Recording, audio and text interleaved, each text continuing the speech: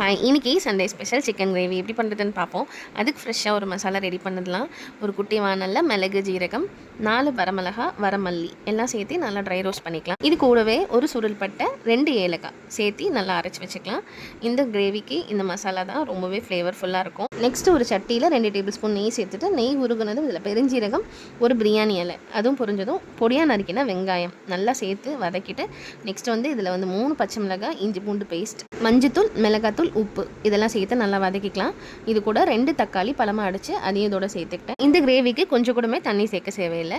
Mixie ஜாரில் இருக்க தண்ணியை கலக்கிட்டு சேர்த்துக்கோங்க. நெக்ஸ்ட் இதெல்லாம் கம்ப்ளீட்டாக குக் ஆனதும் நம்ம ஃப்ரெஷ்ஷாக அரைச்சி வச்சிருக்கிற இந்த மசாலாவையும் சேர்த்து நல்லா பச்சை ஸ்மெல் போகிற வரைக்கும் வதக்கி இது சப்பாத்தி, இட்லி, தோசை எல்லாத்துக்குமே ஒரு பெஸ்ட் காம்பினேஷன். நெக்ஸ்ட்டு நம்ம ஃப்ரெஷ்ஷாக கழுவி வச்சிருக்க அந்த சிக்கனையும் சேர்த்து இந்த மசாலாவோட நல்லா பரட்டி விட்டு மூடி போட்டு ஸ்லோவிலே குக் பண்ணிவிடுங்க.